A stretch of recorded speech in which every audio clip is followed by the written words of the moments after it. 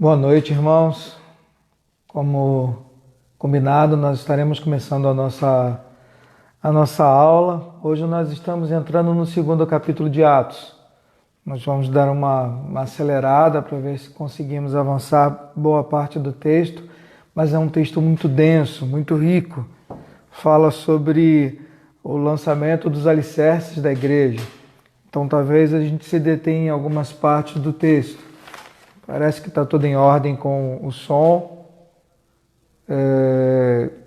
também com a imagem, apesar do modelo do apresentador não ajudar muito, mas enfim, nós começaremos. Eu espero que todos tenham já com as suas Bíblias em mãos.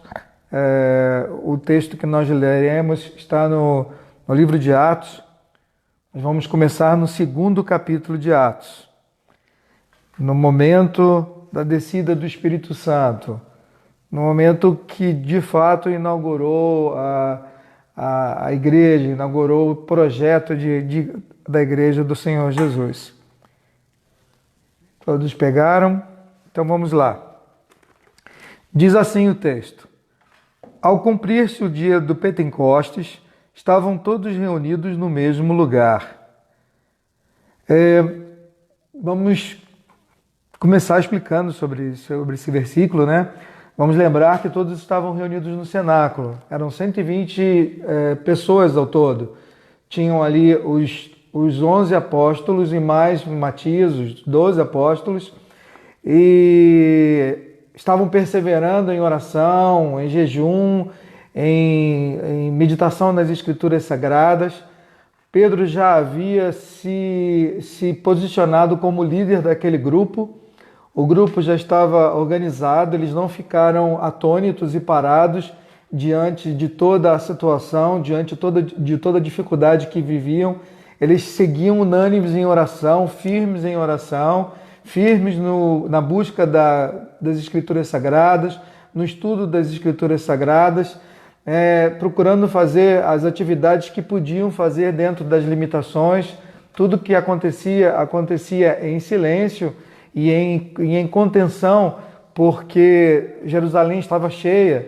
Era a festa do Pentecostes, festa da colheita também, e haviam muitas pessoas de muitas nações na cidade.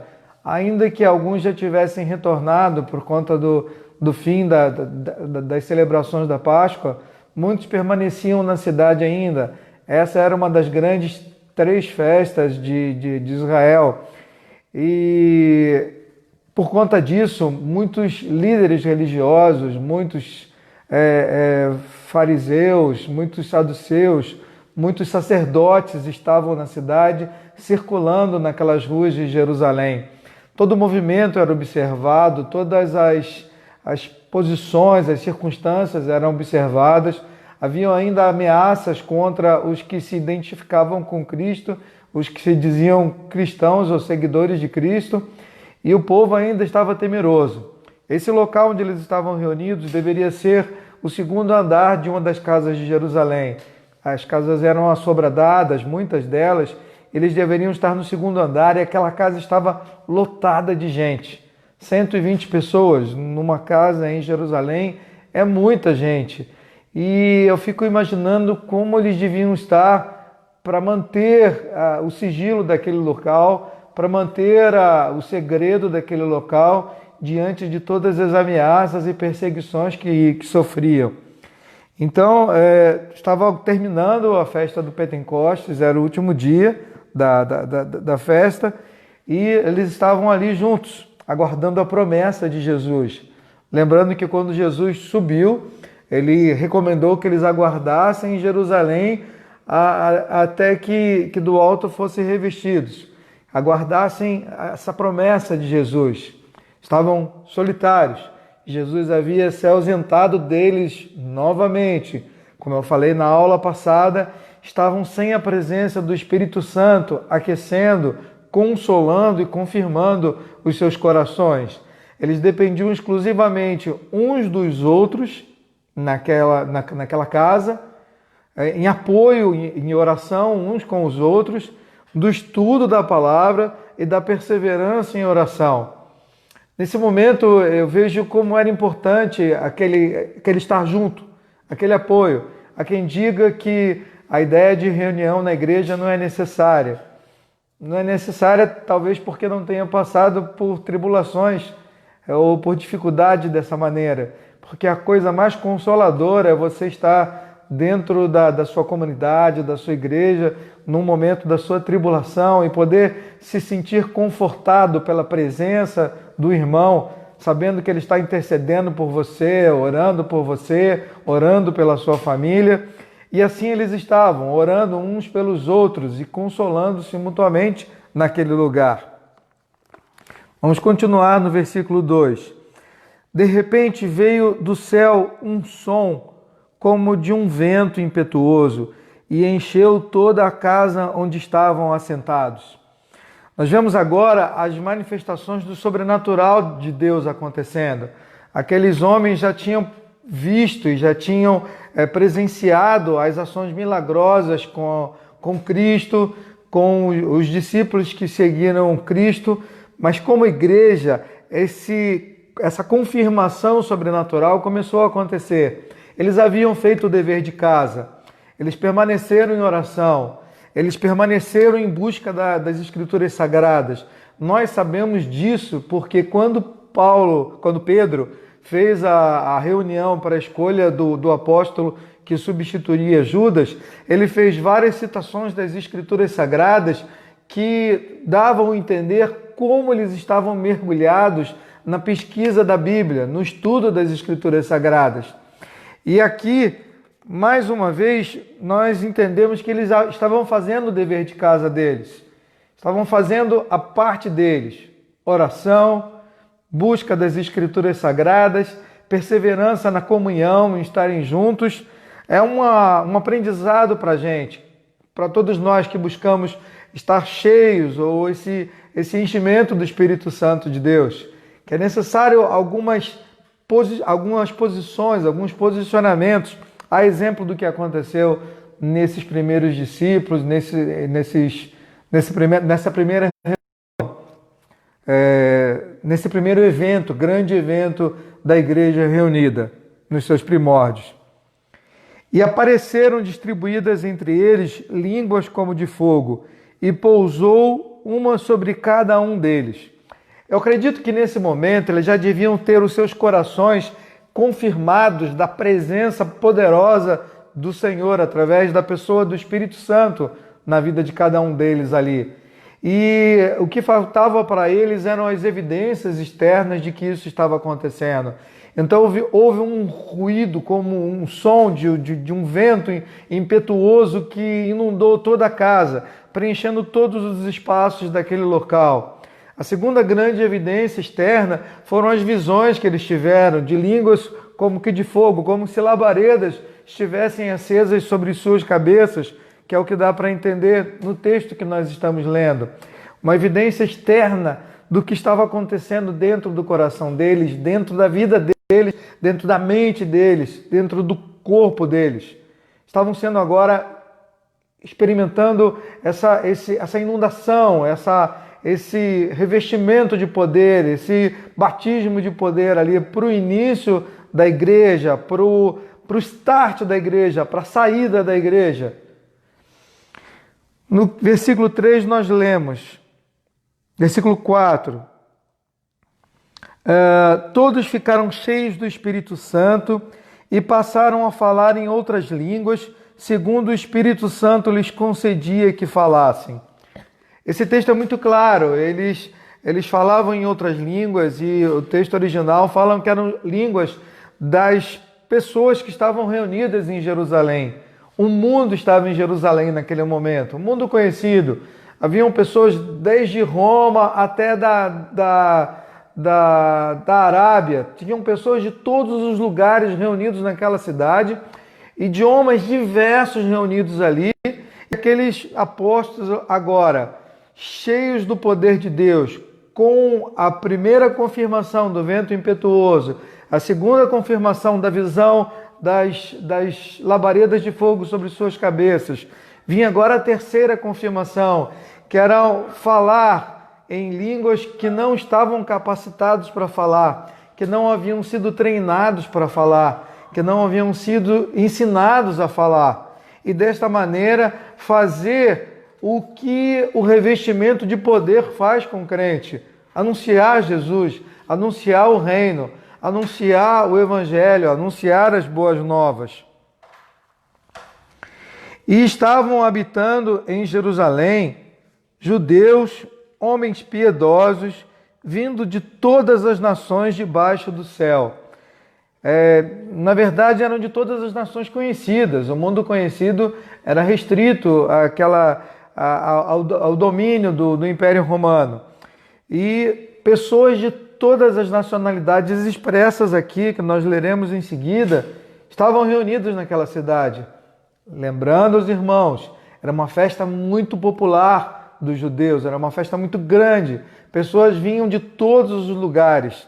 Não havia um ambiente mais propício para essa colheita, para essa empreitada de Deus, para essa intervenção de Deus. Um local onde o mundo inteiro estava reunido, representado por judeus de todos os lugares. Quando, pois, se fez ouvir aquela voz, afluiu a multidão, que se possuiu de perplexidade, porquanto cada um os ouvia falar na sua própria língua. A perplexidade deles é interessante, não era como com a manifestação daquela mensagem que estava acontecendo, mas a perplexidade deles era porque eles viam um milagre acontecendo. Cada um ouvia os galileus falarem em sua própria língua. Cada um ouvia homens simples, homens do povo, falarem em seu próprio idioma, como se eles tivessem sido treinados em várias línguas. Hoje nós só conseguimos nos fazer comunicar em outro idioma, nos fazer entendido em outro idioma, se você dominar o idioma ou se você tiver um intérprete. Naquele momento eles ouviam e estavam perplexos com isso. Agora imagina a multidão que se apertava naquelas ruelas de Jerusalém, indo em direção àquela casa, se comprimindo e ouvindo aquilo, e uma multidão que deveria superar os milhares de pessoas, entre eles sacerdotes e membros do alto escalão do judaísmo, da religião professa naquele lugar, bem como soldados, bem como curiosos, bem como vendedores que se aglomeravam também para poder aproveitar aquela oportunidade. Mas uma manifestação grande acontecia ali, que era esse falar em línguas, em idiomas conhecidos por aquelas pessoas que estavam no lugar. No versículo 7 diz que eles estavam atônitos e se admiravam, dizendo: Vede, não são porventura galileus todos esses que aí estão falando? Num certo momento, aquelas pessoas devem ter saído da casa ou se colocado de maneira visível entre a população e falavam simultaneamente em vários idiomas diferentes. Estavam talvez na rua ou nas janelas daquela casa ou nas portas, e o que tomava todos de surpresa era o fato de eles serem galileus.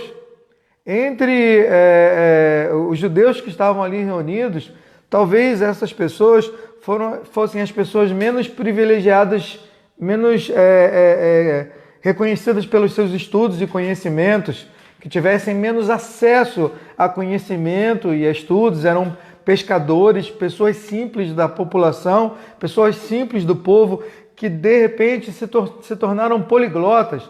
E não só poliglotas, começaram a falar de coisas tremendas e profundas, de tal maneira que não apenas agora a multiplicidade de línguas chamava a atenção, mas o que eles começavam a falar também. E eles continuaram surpresos, dizendo: como os ouvimos falar cada um em nossa própria língua. O primeiro grande milagre foi ali identificado. Pessoas simples, agora capacitadas pelo poder de Deus, com a ação do Espírito Santo de Deus, assumiram um conhecimento que não tinham. assumiram uma ousadia que não tinham, assumiram uma ação que seriam incapazes de fazer naturalmente. Isso diz muito respeito a nós, a nossa vida, a nossa experiência com Deus também. Nós às vezes nos congelamos ou nos paralisamos diante da oportunidade de comunicarmos o Evangelho, diante da oportunidade de comunicarmos as Escrituras Sagradas, as boas novas, porque somos levados muitas vezes pela incredulidade da ação do Espírito Santo. O Espírito Santo que foi prometido ser derramado, que estava agindo ali e que hoje, nos nossos dias, age nas nossas vidas, desde que estejamos dispostos, desde que tenhamos a ação correta de nos envolvermos com as Escrituras Sagradas, de nos envolvermos com as pessoas, de nos envolvermos com o compromisso de difundir o Evangelho, de difundir as boas novas do Senhor. Versículo 9.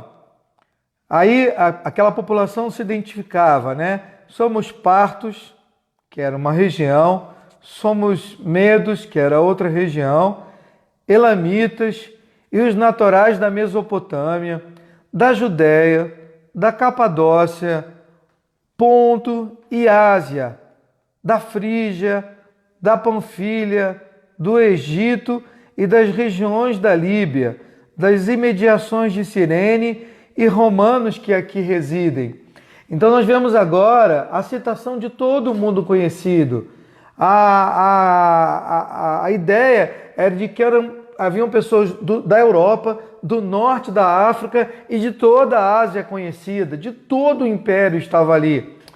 E nada mais produtivo, nada mais fértil do que um ambiente desses para se lançar as bases da igreja e para comunicar, para começar o compartilhar do Evangelho.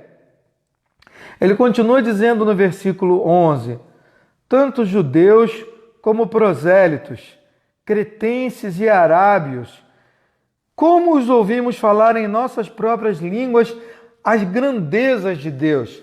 Agora aqui nós temos uma outra noção do que estava acontecendo e de como aquelas pessoas estavam interpretando aquele fato. Primeiro eles se surpreenderam pelo milagre. O milagre de Galileus, de pessoas simples, estarem conseguindo falar em idiomas que jamais tiveram acesso. O segundo agora, eles estavam dizendo toda a população que assistia aquilo. Eram judeus e eram gentios convertidos ao judaísmo também. E a terceira coisa agora, eles começavam a dizer e a entender que aquelas pessoas estavam falando das grandezas de Deus, das revelações de Deus, de conhecimentos que a maioria deles não tinha, porque não eram homens de estudo, como Pedro também não era, que foi sendo treinado por Jesus durante o ministério de Jesus terreno, que foi treinado durante os 40 dias de Jesus ressurreto, que foi treinado também durante os 10 dias de imersão em oração, em busca da palavra, em comunhão com os irmãos, e agora estavam sendo capacitados de maneira sobrenatural pelo Espírito Santo de Deus.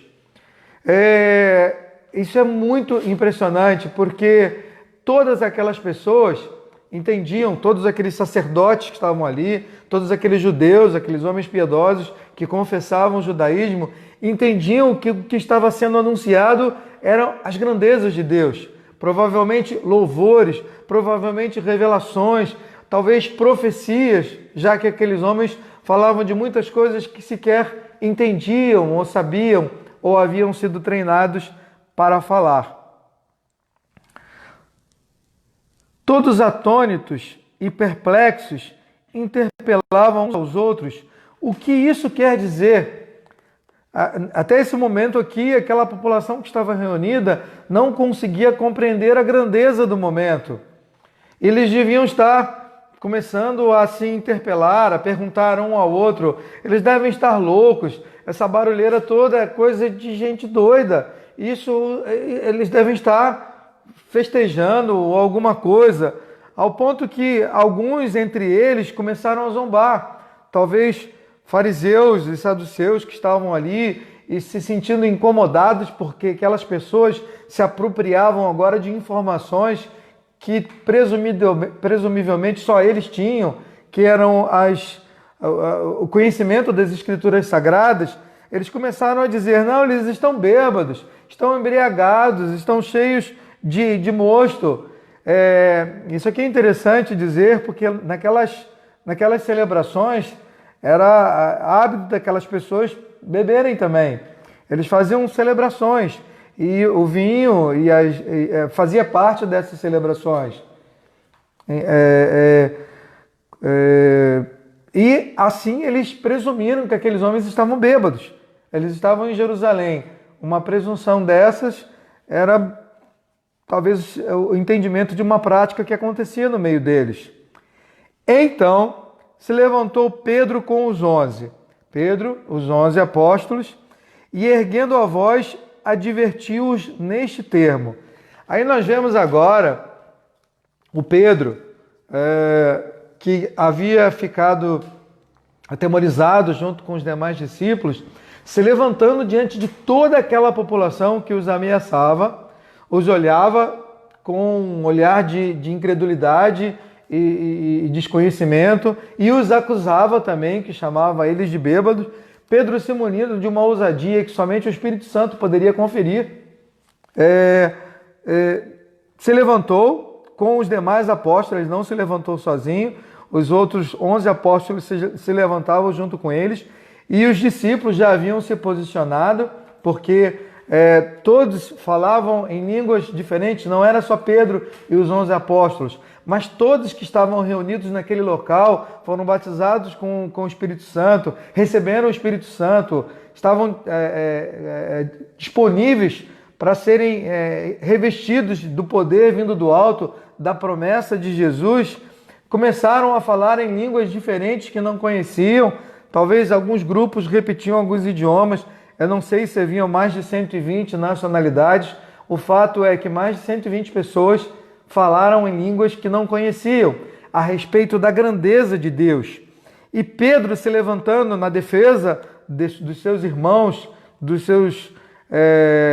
discípulos de Jesus e dos seus companheiros apóstolos, falou para aquela população nos seguintes termos: varões judeus e todos os habitantes de Jerusalém, tomai conhecimento disso e atentai nas minhas palavras.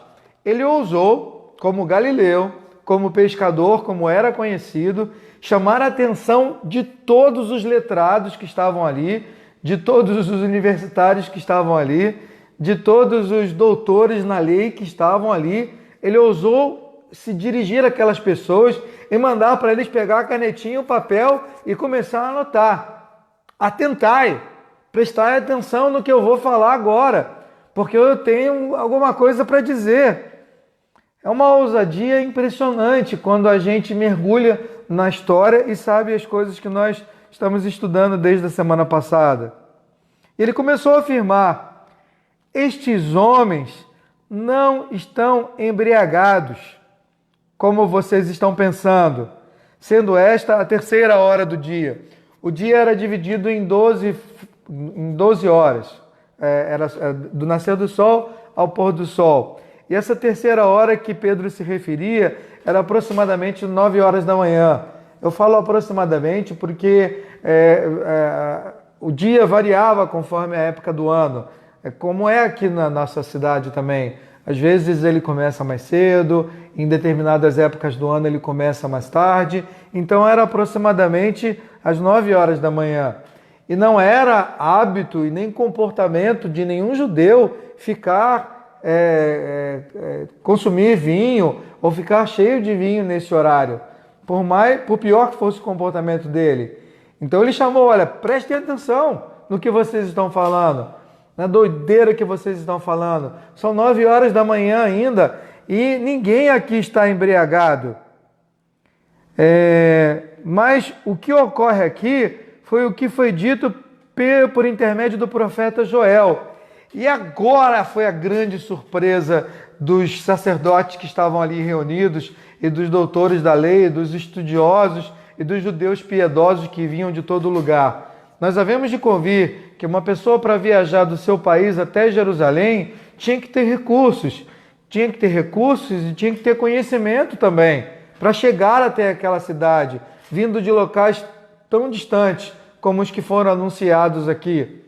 Haviam pessoas que vinham do Egito, vinham do norte da África até aquele local. Então eram pessoas com acesso muito grande à informação, à lei, à cultura judaica, e de repente Pedro começa a citar e a interpretar o profeta Joel de uma maneira que deve ter deixado todos perplexos e emudecidos. Emudecidos porque Pedro conseguiu falar àquela multidão, aquele número imenso de pessoas e aquele burburinho todo que acontecia em Jerusalém, conseguiu falar e conseguiu ser ouvido. Que o mais impressionante é isso. Ele estava à frente da casa, à frente do cenáculo, à frente do local onde eles se reuniam, uma multidão imensa de pessoas, talvez incontável de pessoas naquele local, e pararam para ouvi-lo. E pararam para ouvi-lo interpretar Joel, um profeta da maior classe entre os judeus. Eles pararam e começaram a ouvir, e Pedro começou a interpretar. Esses homens não estão embriagados como vindes pensando, sendo esta a terceira hora do dia. Mas o que ocorre é o que foi dito por intermédio do profeta Joel. E acontecerá nos últimos dias, diz o Senhor, que derramarei do meu espírito sobre toda a carne, e vossos filhos e vossas filhas profetizarão, vossos jovens terão visões, e sonharão os vossos velhos. Na verdade, Pedro estava falando da inauguração desses acontecimentos. Nem todas as coisas que Joel profetizou e que Pedro endossou aqui aconteceram naquele momento. O que aconteceu naquele momento foram aqueles homens falarem em línguas que não conheciam, serem compreendidos por todas as nações da terra e profetizarem a respeito das grandezas de Deus. Mas sonhos, revelações e visões naquele momento ainda não estavam acontecendo. Isso significa que Pedro estava falando, e Joel estava falando também, de uma lacuna, de uma linha de tempo, de acontecimentos que viriam a partir daquele momento, a partir daquela experiência, daquele evento. Ele fala aqui, citando Joel, que o Espírito de Deus seria derramado sobre toda a carne. E ele veio em suas cartas explicando para todos os irmãos convertidos o que era aquela toda a carne. Paulo gastou muito tempo também nisso, lendo e participando posteriormente desses eventos e estudando esses eventos. Ele cuidou de explicar aos discípulos e às pessoas que se convertiam em todas as nações e em todos os lugares o que era aquela toda a carne. Ele escreveu aos Romanos, como nós podemos ler no capítulo 10, ele fez uma referência ao que todos seriam. Aqui já não é mais Pedro, mas é Paulo, que nós entraremos em estudo no adiantar do texto de Atos. Ele escreve aos Romanos no capítulo 10, no versículo 11 ao 13, porquanto a Escritura diz, todo aquele que crê não será confundido, pois não há distinção entre judeu e grego, uma vez que o mesmo é o Senhor de todos, rico para com todos os que o invocam. Então aqui ele citou a classe das pessoas que seriam alcançadas por aqueles eventos todos, aqueles que invocam ao Senhor. Ele estava escrevendo aos Romanos, explicando os detalhes, os acontecimentos e a doutrina que estava sendo comunicada agora. Aqui é Paulo já falando, como eu expliquei para vocês. No versículo 13 diz, porque aquele que invocar o nome do Senhor será salvo. Isso é muito interessante, porque isso aqui conclui o discurso de Pedro também. Paulo escreveu esses textos posterior a todos esses acontecimentos. Ele já tinha noção do que tinha acontecido naquela experiência e no que aconteceu a partir daquele evento de Jerusalém. na experiência que Pedro também teve depois de comunicar a mesma mensagem aos gentios, aos não-judeus. E ele já estava explicando agora em suas cartas aos romanos. Em Efésios ele faz isso de maneira primorosa. Na sua carta aos Efésios, no capítulo 1, no versículo 13, eu gostaria que vocês que estão com a Bíblia abrissem e lessem também.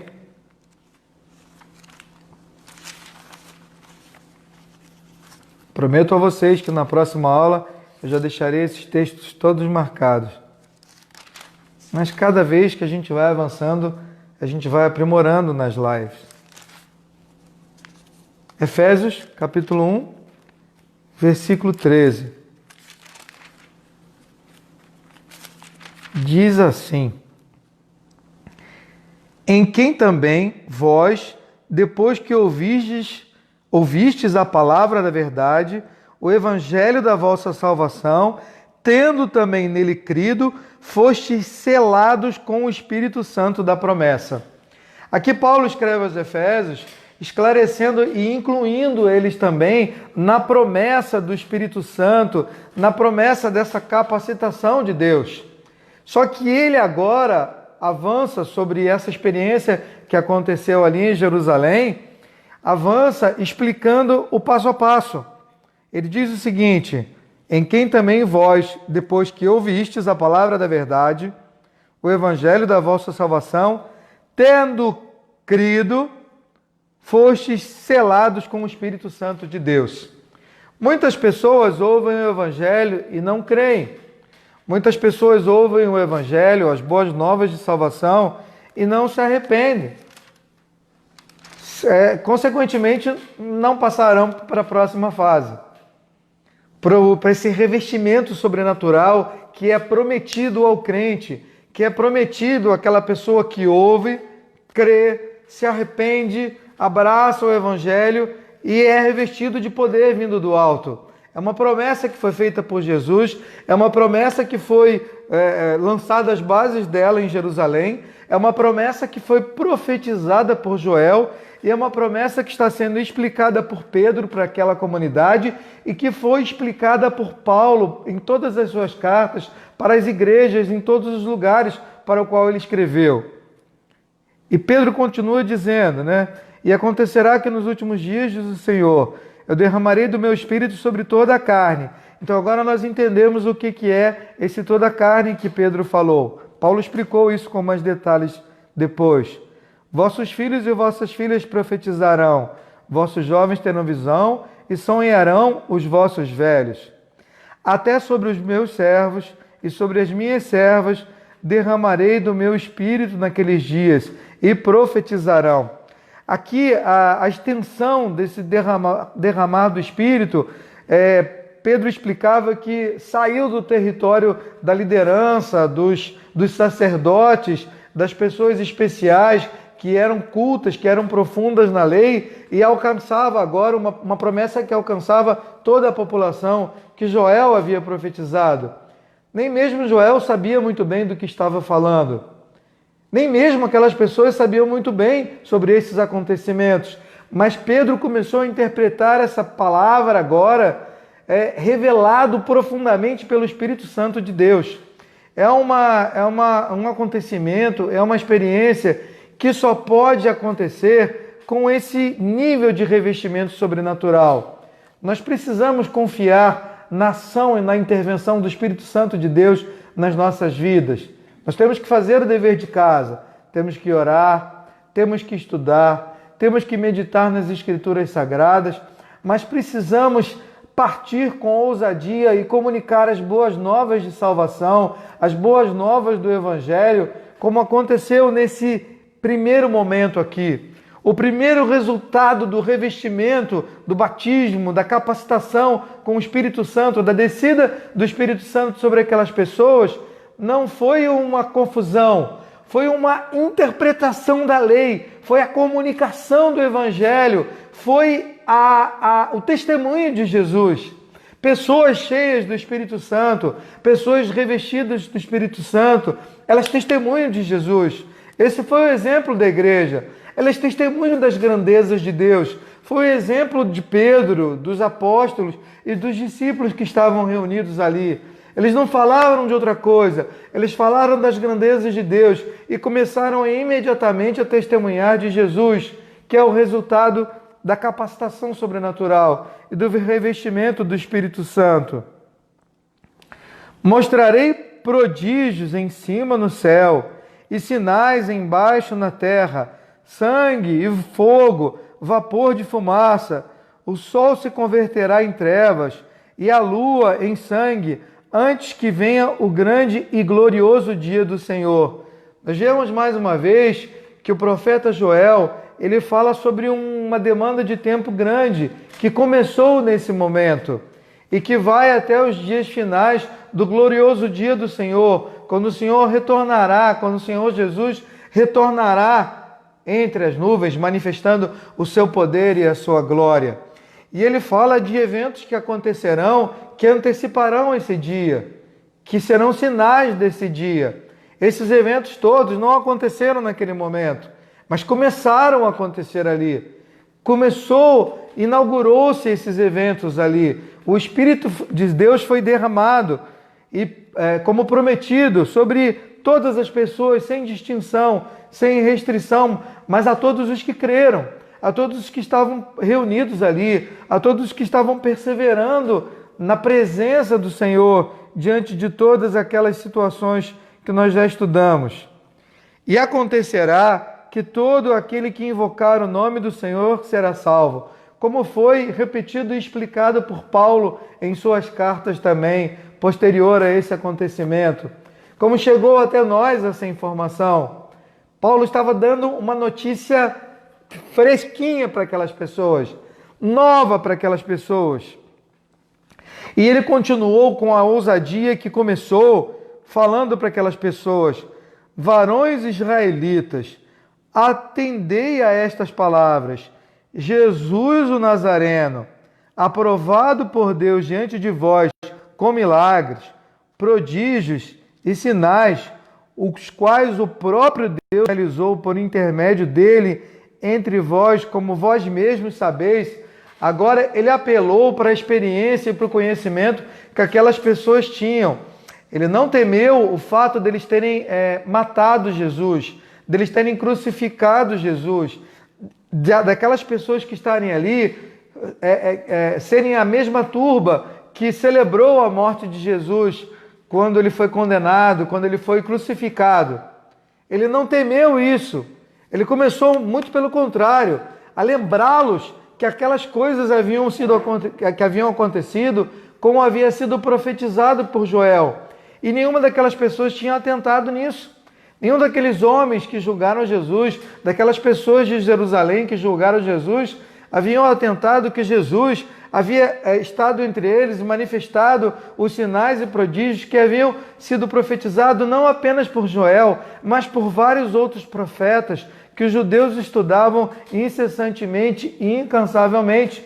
Mas eles tiveram seus olhos cerrados pela soberba, pelo orgulho, pela ganância, enfim, por vários motivos, e não conseguiram reconhecer naquele homem o Messias prometido.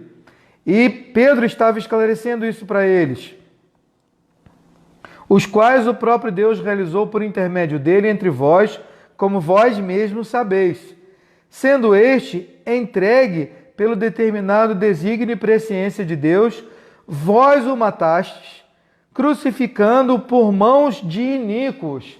Agora Pedro avançava um pouco mais. No seu primeiro discurso, Pedro não passou a mão na cabeça deles. Pedro não prometeu prosperidade. Pedro não prometeu riquezas. Pedro não fez promessas vazias. Pedro não mercadejou o evangelho. Ele não tentou vender o evangelho para aquelas pessoas. Ele os acusou de assassinos. Na cara dura, cheio do poder do Espírito Santo de Deus, diante das evidências que eles haviam visto ali e ouvido com aqueles milagres, a evidência clara das pessoas falando em idiomas diversos, Pedro os acusou de criminosos sem temer, sem maquiar a boa nova, sem maquiar a comunicação da verdade, os acusou de assassino e disse a eles que eles haviam crucificado aquele sobre quem os profetas haviam profetizado. E continuou falando: o qual, porém, Deus ressuscitou, rompendo dos grilhões da morte, porquanto não era possível que ele fosse retido por ela. Aqui ele fala agora da experiência que eles tiveram com Jesus ressurreto, com Jesus que ressuscitou ao terceiro dia. E ele vem esclarecendo aqueles homens que estavam ali, todos eles. E Pedro agora, ele não falava só aos sacerdotes, citando Joel, citando a interpretação da profecia. Ele falava às castas que estavam ali reunidas, fariseus e saduceus. Ele cutucou os fariseus, citando os profetas, que os fariseus gostavam muito de citar e de se vangloriar de todo esse conhecimento.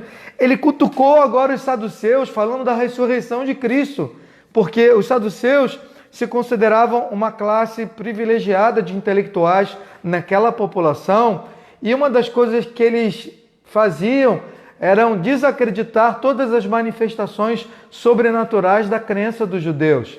Eles eram os filósofos da época, eles eram as pessoas cultas da época e que se vangloriavam de não acreditar em ressurreição, de não acreditar em anjos, de não acreditar em manifestações sobrenaturais.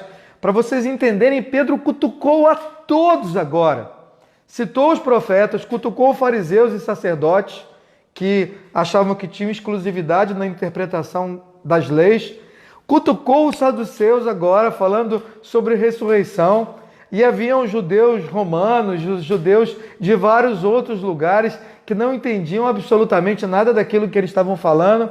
Muitos eram só confissionais, haviam ido a Jerusalém por uma prática religiosa e porque entendiam que o cumprimento dessas celebrações, dessas festas, dessas obrigações, iria salvá-los.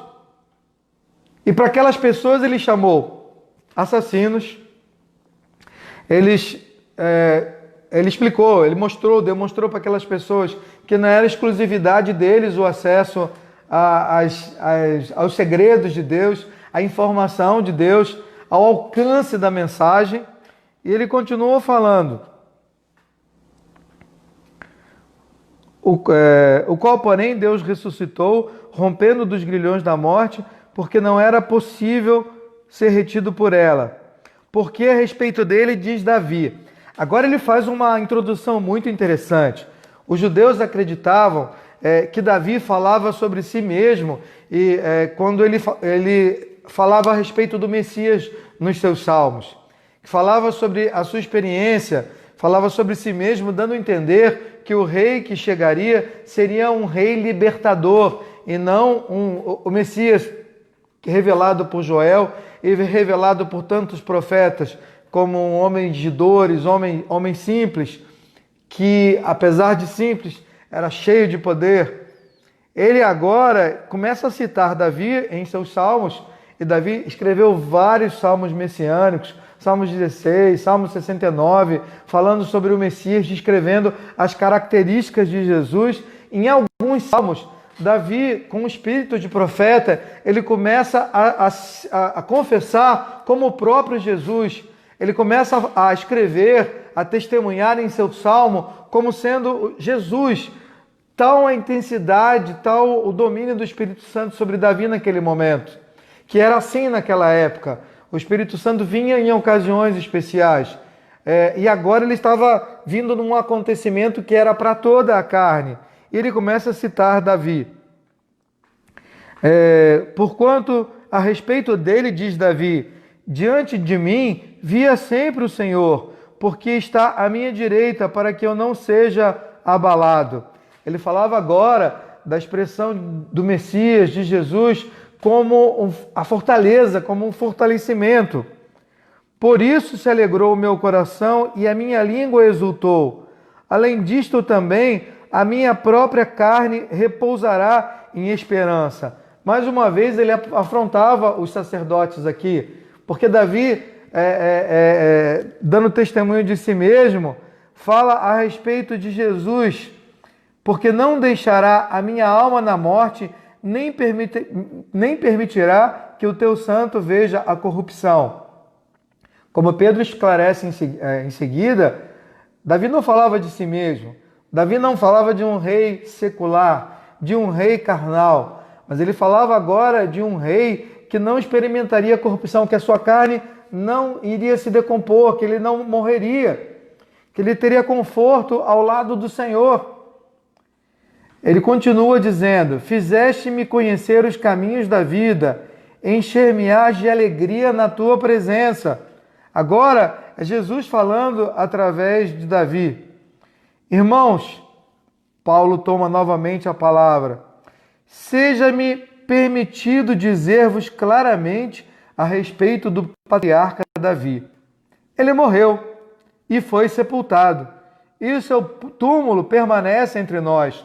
Então aqueles homens, aqueles sacerdotes que estavam ali, que acreditavam que Davi estava falando de si mesmo, que de alguma maneira sobrenatural ele ressurgiria, eles foram surpreendidos com essa afirmação de Pedro: Davi morreu, o seu túmulo está entre nós sabemos onde é. Então ele fala de outra pessoa, ele fala de outro rei, e Pedro já havia afirmado que esse rei era Jesus, a quem eles haviam crucificado e que havia ressuscitado ao terceiro dia. Sendo, pois, profeta, e sabendo que Deus lhe havia jurado que um dos seus descendentes se assentaria no seu trono, prevendo isto, referiu-se à ressurreição de Cristo, que nem foi deixado na morte, nem o seu corpo experimentou a corrupção. Agora ele, interpretando Davi, para aqueles homens perplexos, começa a falar: olha, ele estava falando do Senhor Jesus, que não ficou morto, não foi mantido, não foi segurado pela morte, e nem a sua carne apodreceu no túmulo. A este Jesus, Deus ressuscitou, e todos nós somos testemunhas. Dentre aqueles discípulos que estavam ali, Pedro deve ter apontado para os discípulos, para os apóstolos, para muitos daqueles 120 discípulos, aquelas 120 pessoas que estavam ali, que haviam testemunhado a respeito da ressurreição de Jesus, para os quais Jesus havia se manifesto, e ele assumiu agora aquelas pessoas e tomou de exemplo aquelas pessoas, explicando que ali haviam muitas testemunhas de Jesus. Haviam muitos homens e mulheres que haviam testemunhado disso que ele estava falando, que ele havia ressuscitado. Exaltado, pois, à destra de Deus, tendo recebido do Pai a promessa do Espírito Santo, derramou isto que vedes e ouvis. Jesus antecipou essa promessa do Espírito Santo.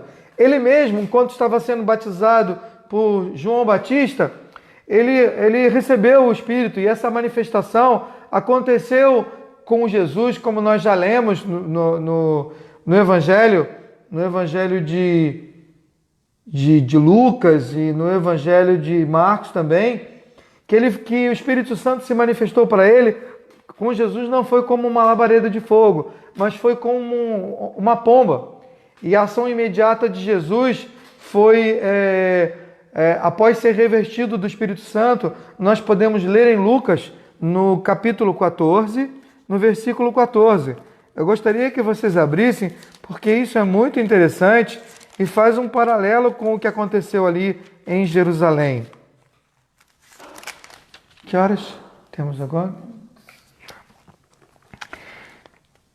14:14.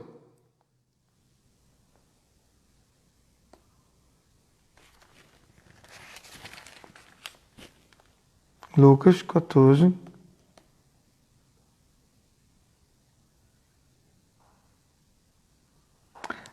Eu anotei o texto errado. Vocês me perdoem. Mas fala sobre... 4:14, desculpe. Logo depois do batismo de Jesus, não pode ser no 14. Sim.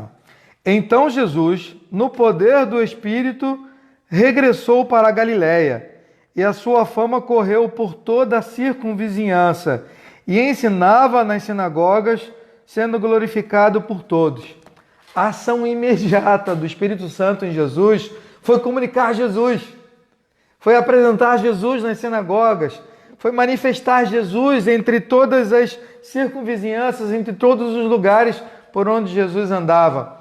A ação imediata do Espírito Santo naquela igreja começando foi comunicar Jesus, foi falar a respeito de Jesus, foi comunicar aquelas pessoas que estavam reunidas atônitas a respeito da promessa, da ressurreição e do ministério de Jesus e da obra agora que chegava a todas aquelas pessoas, a todos que invocassem o nome do Senhor. Isso é muito interessante saber, porque isso é um resultado de revestimento de poder. Nós confundimos muitas vezes o resultado de revestimento de poder com outras manifestações, mas o resultado de revestimento de poder é a comunicação de Jesus, é a apresentação da palavra salvadora, ainda que isso possa ser acompanhado de outras manifestações, de milagres, de profecias, de línguas, como aconteceram aqui, como aconteceu nesse episódio. Mas o fato é que é exemplo de Jesus, o testemunho a respeito de Jesus é a ação imediata do revestimento de poder. Então, se você quer saber, quer entender e quer compreender se você está revestido de poder, veja o que de Jesus está saindo, está transparecendo da sua vida, através das suas palavras e através das suas ações, que o objetivo desse revestimento é anunciar com ousadia a respeito de Jesus. Não é outra coisa. Nós vemos em muitas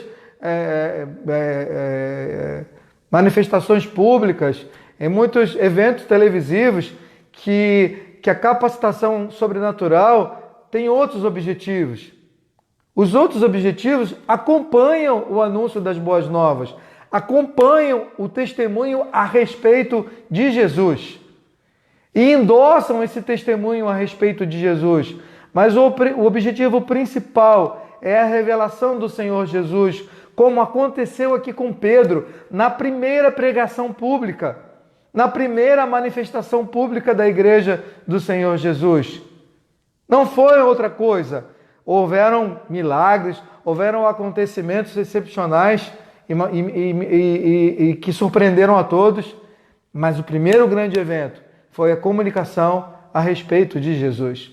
Foi a revelação de Jesus e o testemunho de Jesus. Como o próprio Jesus fez acerca de si mesmo, depois de ter sido revestido, depois de ter sido visitado pelo Espírito Santo de Deus, após o seu batismo nas águas por João Batista. Vamos voltar ao livro de Atos.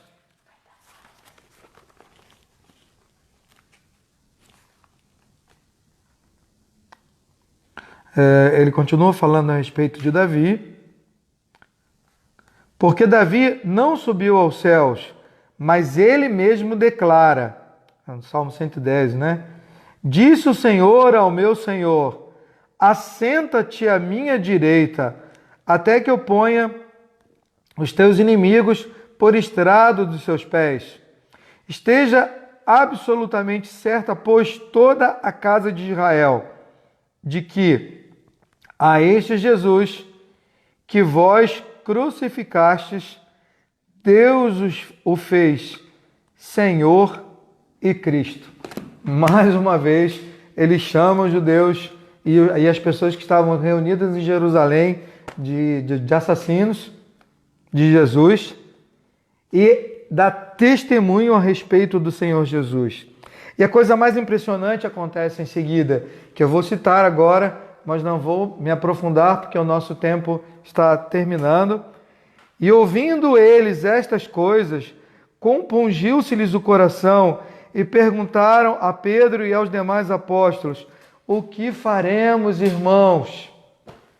Aquelas pessoas que estavam, aquela multidão que estava reunida, foi alcançada por impacto daquela palavra reveladora, revestida de poder, com sinais, com prodígios prometidos, profetizados pelos profetas anteriores a esse evento, e agora convencidos, sem recursos, sem iluminação, sem equipe de louvor, sem manifestações emocionais, sem promessas de milagres, sem promessas de fartura, sem promessas de abundância, sem promessa nenhuma.